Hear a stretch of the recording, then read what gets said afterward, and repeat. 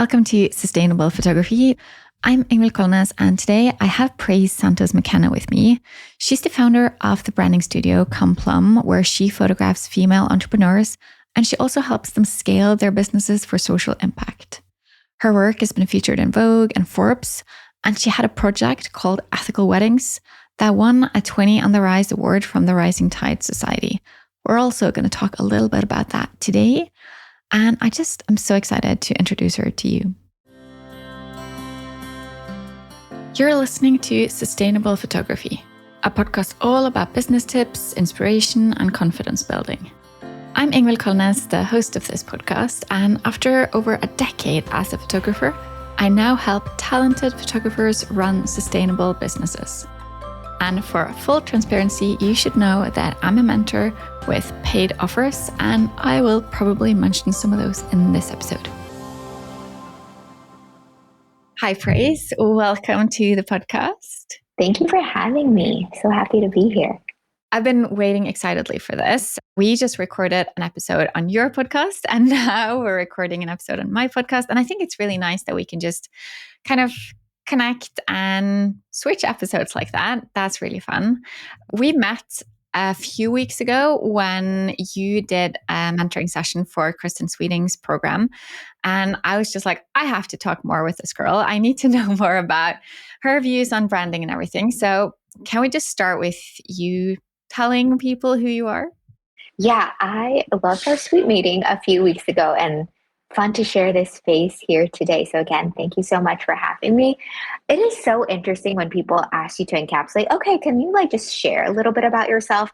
I liken it to, if you haven't seen a friend since the pandemic and you just have to ask the most loaded question when you ask so how are you? But really, can you encapsulate the last 4 years of your life and how everything shifted when the whole world shifted? That's what I'm really asking. How are you? And so when I have friends ask me to introduce myself, I'm like, okay, well, I can tell you some fun things about me. I just like to paint a little more color too. I love to walk my dog every day. We've been taking him to the dog park. His name is Bubbles. He has a crazy underbite. So speaking of branding, if you want to go to his Instagram, it's at Bubbles, but I go by Bubs. And whenever me and my husband imitate him, we always just stick our teeth out and pretend to be him. It's kind of mean, but he's kind of the best. And he's recently actually ran into the street and it freaked me out. And I actually had a nightmare about it again last night. He's fine, but I love dogs. I call them buddies and just say hi to them on the street. So I'm kind of that crazy person. If you're not a dog person, I accept you, we can still be friends. But for the people who are dog people, you'll understand that just once you have a dog in your life, it really helps with your anxiety. It does help you make more friends because people make assumptions that if you have a dog, you are a kind, normal person. I don't know why I have those assumptions. But that's a little bit of color in my life and some of my daily routine. I do get to walk him in the morning and afternoon, and we get to play fetch and ball together. Other things I'm currently obsessed with, I love to make my own ginger, apple cider vinegar, lemon juice concoction in the morning, which makes me sound so Californian and so kind of health nut, but it really is just so good for you for inflammation and also just to get your day started and body started. So those are kind of a fun way to paint a little bit more about me in my not professional life, a little bit about my family life, a little bit about what I like to eat. And then professionally, I run a branding studio called Come Plum, and we love to help small business owners check branding off their to-do list. And sure, we do things like help people create websites. We do brand photography. We do brand coaching. And yet the deeper thing I think we offer is really helping people feel inspired and resourced and confident, because there's so many people who have a dream. There's so many people who are called to do the thing they are called to do, and we can give them frameworks. We can even work for them. But I think the main things is they just need inspiration. They need to know that it's possible. They need resources. They need those frameworks. They need those templates, and they need to have the confidence that they can do it. And so that is my greatest joy when I see that shift in people, when I see them change from I'm overwhelmed and stressed out to wait, this can actually happen, and I can, actually make the world a better place by doing this thing I love to do. It can be a win, win, win. So that's what I get to do professionally as well. It's a lot of fun. Perfect. Oh, I love that. Okay, so it's really nice to know a bit more about you. I think it really helps to know who you're hearing speaking and what's important to them. And you do talk a lot about how your brand should be aligned with your personal values.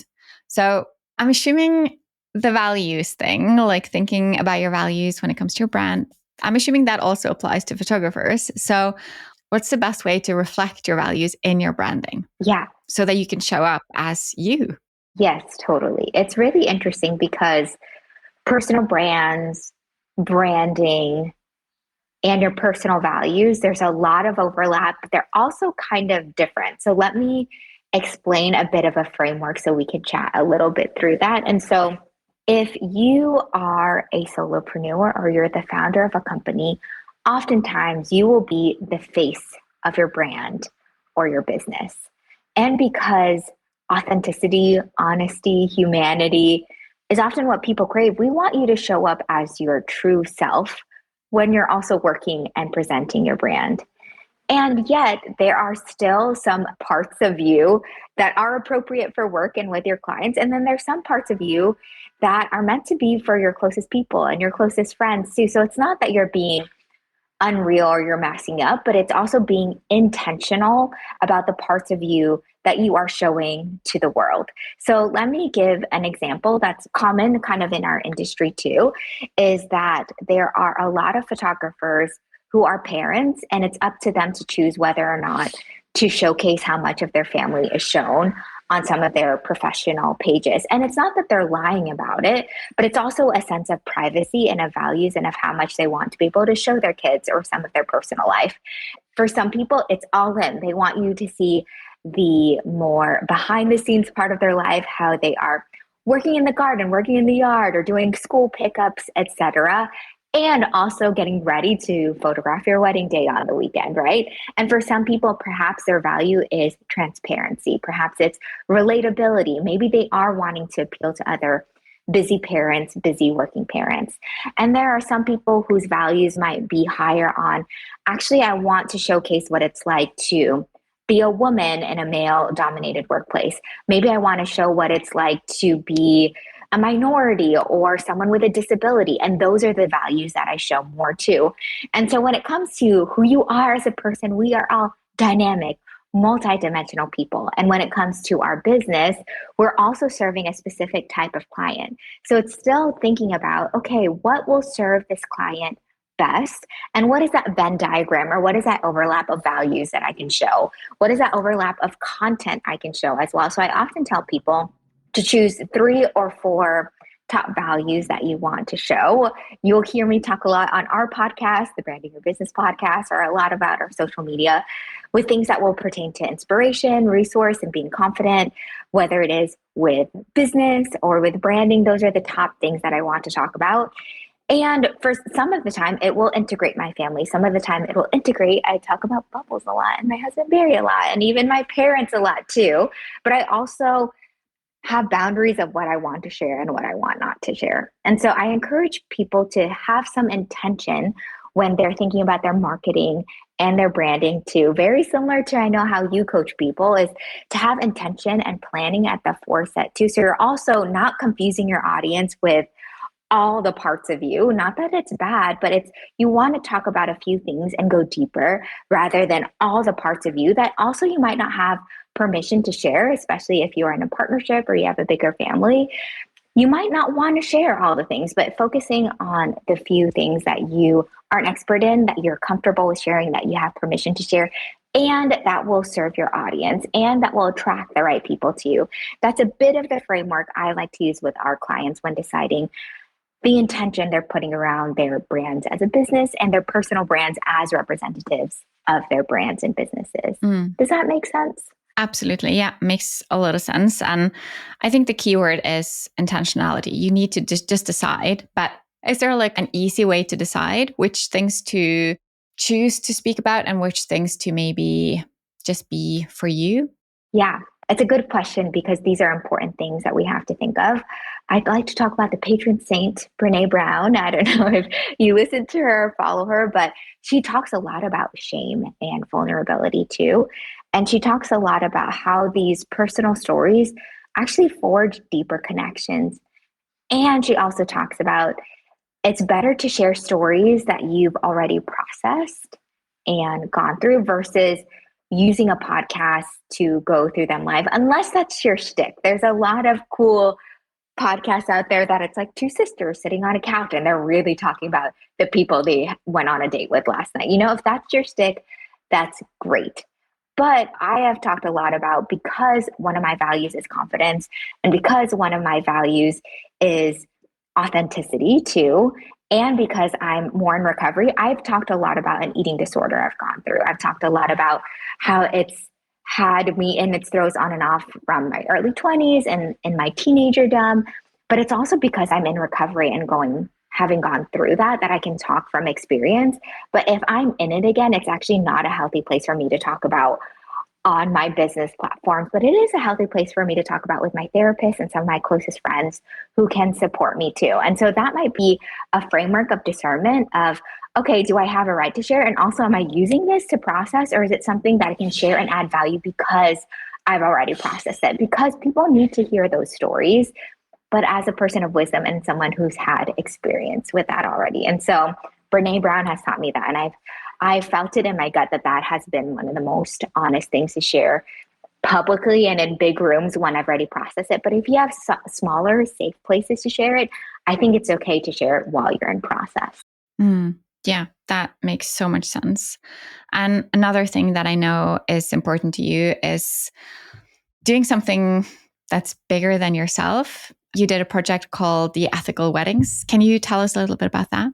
Yeah, so Ingvild and I are similar in that we are maybe post our wedding photography phase of life, which I love, and also shoot like the right weddings for sure. But when I was in the throes of it, I was also doing a lot of weddings and also a lot of photojournalism. And so I remember traveling to Guatemala and being able to photograph a cacao farmer and telling his story and how he told me the story of chocolate and how he was working really hard so that he could send his son to college. And a living wage there is about $8 a day. And so he was working very hard in that sense on his farm, using his giftings, using his land. And I got to tell his story through photojournalism. And I remember flying back to California and to photograph this wedding that I had previously booked. And I was really excited for them because I think weddings are important. Weddings are incredible. They're milestones, need for celebrations. But it just sat with me really weird because this is even an average wedding, but an average wedding in California is, and even then it's increased in since, but maybe an average wedding probably costs $40,000. And so I had a hard time thinking about my friend Pedro in Guatemala when the next day I was photographing what seemed extravagant and what seemed disconnected to the rest of the world. And it didn't sit with me well. And I was like, but how, these things are both good. I don't think people should stop weddings. I don't think they should stop being married. But how could I connect these stories together? And the more I talked with the folks getting married, the more I realized that people wanted to do good. They just needed help, resources, a framework, inspiration, and confidence to be able to do it. And so I created this platform called Ethical Weddings, which gave people ways of thinking differently of, okay, if you're going to get your bridesmaids gifts already, you can actually purchase fair trade chocolate from Pedro's farm and gift that. So you're supporting him while also thanking your bridesmaids for being your bridesmaids. That's amazing. You want beautiful florals at your wedding? Great. But did you know here are 5 questions that you can ask to make sure they're not importing it from halfway across the world? How can they find things that are local, forage? How can you make sure they're planting other plants after or using sustainable farming practice? The same thing with catering, with photography, with videography too. And so it was a lot of me doing research on my end to equip people so that they could do good with their wedding day. And so it was this amazing project that combined both my talents, my experience, but also helped me answer the divide inside of me. And so for those of the people who are listening, I know oftentimes we follow our passions, but I also encourage you to follow when you have that ick, when something doesn't feel good or something doesn't feel right or aligned, because there's often an opportunity and a call and an ask for you to dig deeper. What if you're the one who's to figure out how to make those connections work for it to feel good in you, because it often will be good for other people too. And so there's all these opportunities that are out there as well for people to do good with their businesses. And that's just one way we did it with our business. I love that. I think that's amazing. And it's a really good way to really show your values without it being like, these are my values. Like you're doing something bigger than yourself. And I think maybe we underestimate our abilities to do something bigger than ourselves. We like maybe leave it up to someone else because we're like, what can I do? But I think that is a great example of something that you've done. And other people could do something similar with something that they're passionate about. So I think that's really inspiring. Yeah, and it doesn't have to be like we created this platform, we had events, etc. But remember, some of the big things are actually small things. What could you do today with the clients you work with? What could you do today at the coffee shop you go to every day? Just to genuinely ask people how they're doing and look them in the eyes. That makes a really big difference. And a lot of those little acts turn into big acts, right? And so Mm-hmm. our little thoughtfulness of buying compostable goods versus just throwaway plastic, it seems small, but in the long run, if a million people are doing a lot of little acts, that will make a difference in our world too. And so maybe you are called to do a big shift in your business. Maybe you are called to donate some of your profit or some of your talents. Please do that. And also just doing things intentionally well, even in our small everyday things, will also make a difference too. So I hope that's an encouragement and makes it feel less intimidating as business owners to do good in our business as well. Yeah, what you're saying, it's really important. And I do think that there's a lot you can do and it doesn't have to be a big thing. But if you do want to do something and make it a part of your brand, do you have any ideas of how someone might be able to find their like passion project? Yeah, that is a great question. Well, it goes back. I am repeating something Ingvild and I have talked about, is going back to your values, going back to things that are important to you. And some values are oftentimes big words that are not tangible, right? Like sustainability could look and express itself in so many ways. When I say the word inspiration, it could express itself in many different seasons of life. So I want you to write down your values. And I also want you to write your current life circumstances and some of your past experiences that are also what make you you. And I also want you to write down things that give you energy and things that break your heart.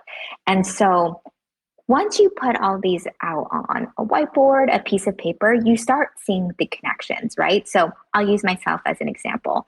So my personal values are beauty, humor, and authenticity. Praise as a person, loves those three things. As a business, ours are inspiration, resource, and confidence, right? And so if I look at those on a piece of paper, and then I also look at some of my life circumstances right now. Okay, we run a branding studio, but also I have experience with a lot of people in my family and just in my genetic makeup. We have gone through a lot of mental illnesses, or I'm a children of immigrants, or I'm a woman in her 30s living in California. Like, these are interesting life circumstances. And here are some things that recently lit me up, and here are things that recently broke my heart. Things that really light me up. Okay, I like, of course, can't stop talking about dogs, but I also get really lit up when we threw a block party on our street, when I get to wave to my neighbors. That's what my dog has helped me to do, is meet my neighbors. And so, okay, this is a really interesting thing. I love building community. I love people feeling like they feel like home where they live. Things that break my heart recently are when people graffiti anti-Semitic things on a local business here in San Francisco. That makes me so angry. This is a friend of mine. It's a small business community person. I'm so angry about people not understanding the nuance of many issues in our world. Okay, what can I do to bring these things all together? And again, maybe we put on the best friend hat. Maybe we bring a best friend, a partner, and to be like, hey, do you see any connections here? Do you see me light up? Or do you see things that break my heart? Or do you see me living out values this way? Could I connect some of these dots and just have a big brainstorm session? Maybe you figure out, maybe from the example I gave, like, oh, maybe I should just host more dinner parties that feel safe, where people can talk about nuanced, scary, political, religious topics that people don't want to talk about. And maybe because I'm often what people feel like is a safe person to talk to, I can set the tone and we can have dinner conversations, right? Like it could be part of my business. Maybe I do it with my clients, maybe I do it with my friends, but you start experimenting, you start piecing together. My real encouragement is not only to brainstorm, but just try, like dip your toes in the water, look for inspiration, attend other people's events who are trying things, and have some self-awareness. See like, wow, that speaks to me, or wow, I could really see myself do that. Because I truly believe that business owners, creatives, artists, we are made for a purpose and we have that special like pull and calling. And oftentimes we ignore it because we have a lot of practical things to take care of, because the everyday tasks of life can get overwhelming. But if we give ourselves space to listen to that thing that we're nudged and called to do, we don't have to do it perfectly, but it's the journey of discovering what it is. That's the beautiful part of the journey. So just start, just give that a little try and see what happens. That's very encouraging. It makes it, well, you make it seem like it's possible for everyone to find something that they can do differently. And I also think that an important part of being aware of your values is that it's going to be so much easier for you to kind of put out the right vibe and start attracting clients who want that, who are interested in that. Come on over to Instagram and say hi. You'll find me at Ingvild Kolnes, and I'd love to know what you want more episodes on, who you'd love to listen to as a guest, or maybe you'd like to be on the next mentoring episode. I'm Ingvild Kolnes on Instagram, so come on over and let me know what you want more of.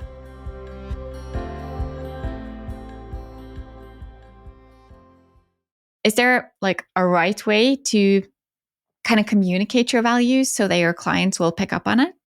Yeah, there's a few ways that I've seen in this past year, whether I'm inspired by other clients or things that we've tried out that I think are some of the best ways to do it. And so, really simply, and it's not so outward facing, but I want you to say your what we call our brand foundations, which is your mission, your vision, and values. I want to say it every time you do a discovery call, right? Because when we have a client inquire with us, we say, hey, okay, this is what this call is about. I want to hear more about you and your vision.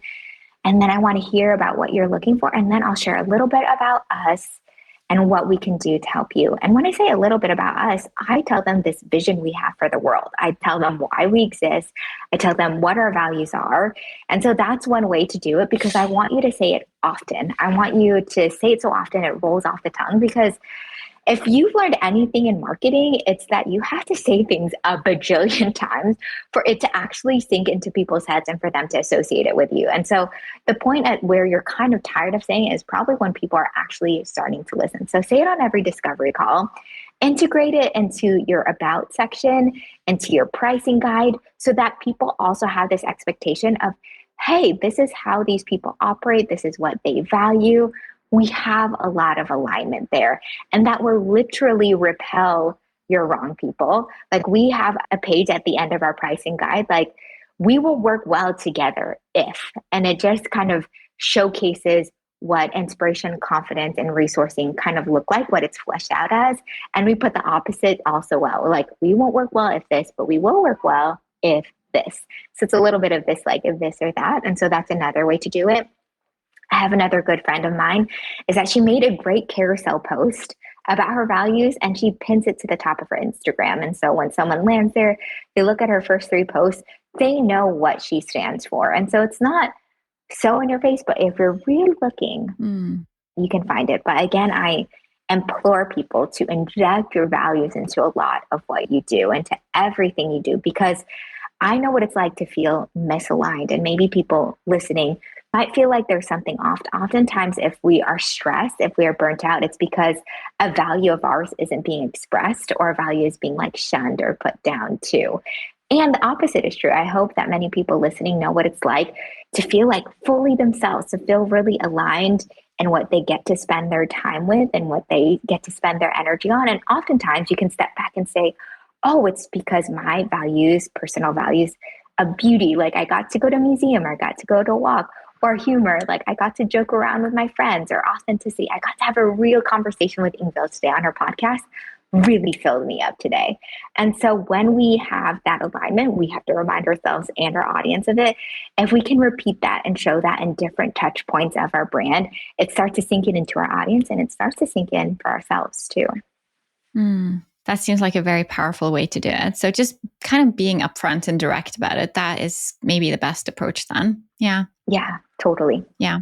Is there something else other than stating your values that you would recommend for being able to stand out? Yeah, so having a niche, having a differentiator, some people will talk themselves down like, oh, I'm just another photographer in California, or I'm just another one of this.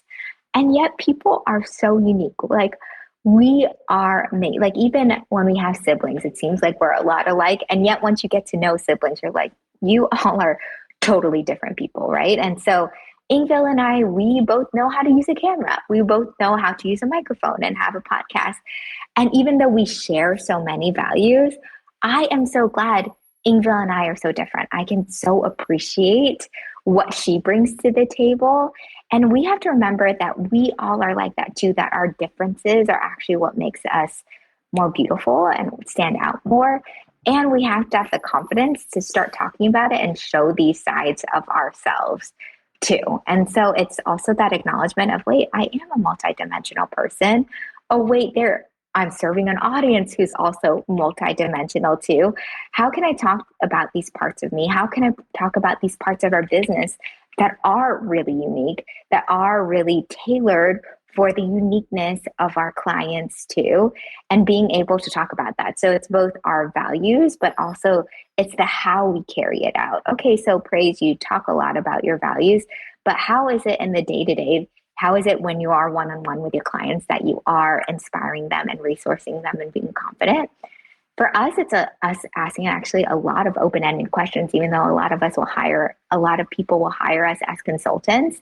If we can help lead people to their own conclusions about their brand and their business and their leadership, I feel like that's just a great human way to make people feel inspired that they can do it actually themselves. And maybe they needed someone like us who has a little more experience and can ask the right questions to lead them there. I feel like that's a differentiator for us.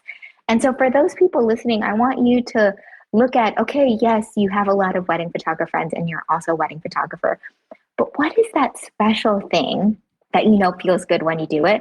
What is that special thing that when people write reviews about you that they're like, they did this and this was really special? And it could be as simple as they made sure to straighten my wedding dress before we took portraits. I loved her attention to detail. Like it's those little things that you can get feedback from. There's those little things that you can notice in yourself that you can talk about that are differentiators too, right? You're not going to say like, I'm a dress straightener photographer, but you can also talk about it in your About Me. You can also highlight it or highlight that as a review as well, because there are little things that make you different. There are little giftings that you have that set you apart. It's just about listening and being self-aware to find them and highlight them.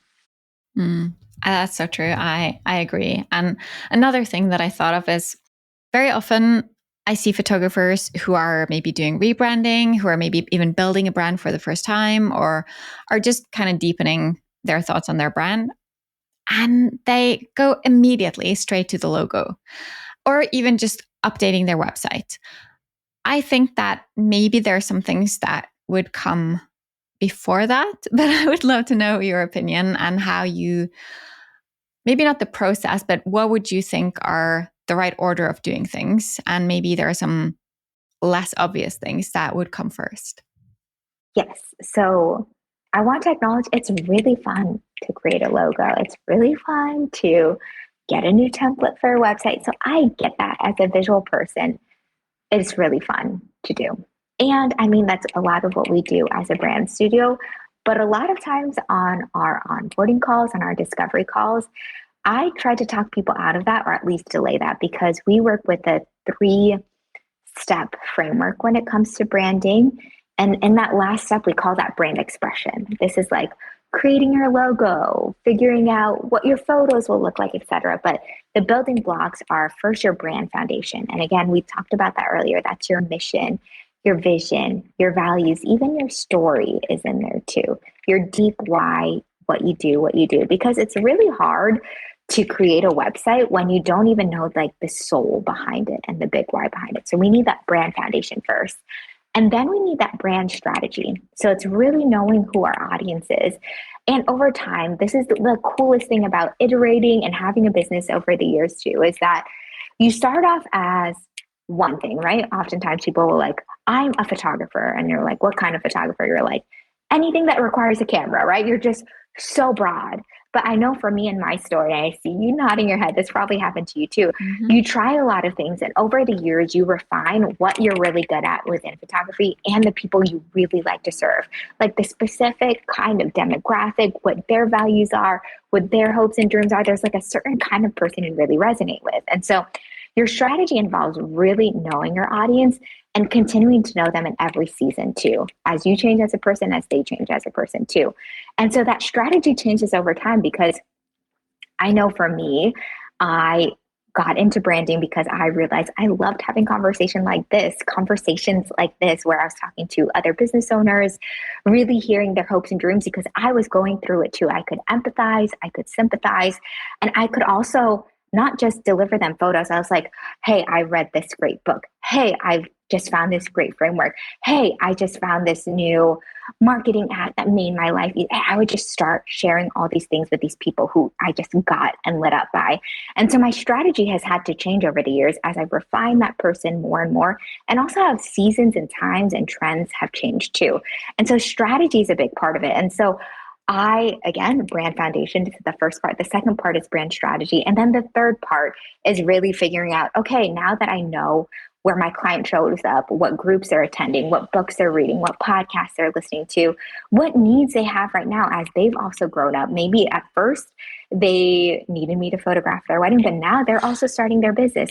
Now they're maybe also starting their families. Now they're also figuring out how to be parents and working moms, etc. My strategy is gonna change over time. And oftentimes that middle part is what needs to be changed more than your logo.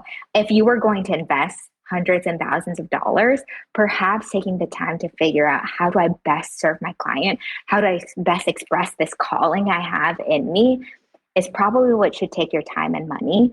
And then having your expression meet that strategy before anything else. But if you jump straight to expression, you're gonna like spend a lot of money that might be not invested well in the places that will really make a difference. And so that 3-part strategy is really what we like to coach people through, and what I really want to encourage people to spend their time thinking about. Yeah, I think maybe it's about kind of skipping to the fun part, the aesthetic bit, like the thing that you think is what will make a difference. But I do think it won't last as long if you just do it straight away. You need to do the deeper work. So I agree. I get that. And another thing that I know can be a little bit hard for some photographers is when they're reaching a certain point and they want to do more. Maybe they want to save some time and outsource some things. Maybe they want to have an assistant to do some social media marketing for them. How can you do that? How can you grow as a business without losing your personal touch and your values? Yeah, that's a really good question. Yeah, when we start off, we're pretty in touch with what we want our brand experience to be, what we want people to think and feel and say about us, because we are a team of one. But what happens when, and you should like start to hire team members, because more people will love what you do, and yet you're only still going to be one person. You should be delegating these things out. Mm-hmm. Again, you should keep yourself as the visionary, as the leader, or even like the brand manager of your brand, and then bringing people on who have aligned values, who will represent your brand well, and also training them to do the same. And so a big thing that we help folks do is to create a brand guide. And so this is often the unspoken things about our brand, but actually written down so we can train people, and so we can tell them, hey, this is our brand foundation. Here's our mission, vision, values. How does that resonate with you? Like, do you also want this? For us, our mission is to see 10,000 women feel equipped, resourced, and inspired to do the thing that they're called to do. Like, do you also want to see that in the world? You could be of any gender. You could be anywhere in the world. But if you also want that, cool, then spend your energy and time with us. This is the world that we're trying to create, right? And then it's also getting really insular, especially when it comes to someone else writing your marketing, especially when it comes to even training an AI to help you write your emails. We also have in our brand guide, what is your tone of voice? How conversational are you? How humorous are you? How professional are you? How technical? How big of words do you use? So whether you're training a human or an AI, because yes, you can do this when it comes to branding too, as you can teach it like, hey, this is my voice. Read the other things that I have spent my heart and soul writing. Learn the phrases I use, learn this diction that I use too. And so you can train others to do that. And yet you don't have to make them carbon copies of yourself. I know with our team, I want them to be fully themselves. And yet there are what we call like system of procedures and ways of doing things so that you can still deliver that brand experience that we want, and you can do it in your way. And yet I want that same end feeling for them to associate that with our company, Complum, too. And so it's bringing on the right people, giving them resources and a guide to train them really well, and yet empowering them to also find the magic and thing in them, because we could have complementary values, right? If my values are beauty and humor and authenticity as praise the person, perhaps some of my team members, theirs are technical aspects, like they really want excellence and things done well, and that perhaps theirs is more systems too. I truly am describing people on my team, but they're also really kind people who want to help people feel seen and known and loved. And like, okay, there is a lot of alignment here. I will send you out on all our jobs because I know you'll represent our brand well too. And there might be people who their values might just be getting things done fast and blowing things up to scale, making a ton of money and not thinking about the effects. Like that is your lane and that's your journey, but you're not going to join my team because those values don't line up. And so those are kind of our story, but also really practical ways we train others as they scale their brand. Have a brand guide that really defines your brand foundations, your strategy, your expression, and so they know how to carry it out, whether it's humans or AI that you're training. Bring on people who can share, especially those brand foundations with you and whose values complement yours, and then empower people to be themselves, to find the magic in themselves so they can interpret your company's brand values, their mission, etc., in their own special way, but it will still accomplish your company's goals. I love it. I think that's a great way of doing it. And I think the way that you explain it makes it seem like, okay, so if I do my homework, then it's easier to find someone that'll align and I can keep growing without it being so scary. Exactly. And I can, I'll send it to Ingvild, but we have some resources to help you figure out what your brand foundations are too. And I think that'll really help some folks. Nice. Yeah, I'll add that to the show notes. And speaking of, I'm of course going to add your links and everything to the show notes, Instagram and website. But can you let us know as well where we can find you and keep learning from you? Yeah, so we share a lot of resources. So we also have a podcast called the Branding Your Business Podcast. You can find us on Spotify and Apple Podcasts.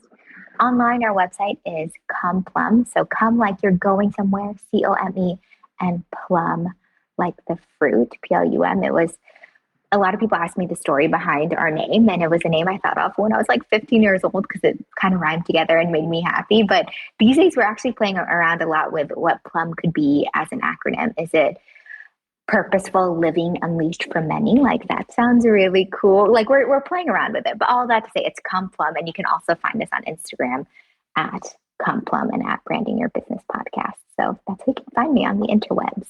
Perfect. Thank you so much for having this talk with me, Praise. Thank you so much, Ingvild. You bring a lot of life, and that you are sharing generously your wisdom means a lot to our world. And I know it's making our world a better place. So thank you. Oh, thank you so much. You just listened to an episode of Sustainable Photography. Please share this episode with a photographer you care about.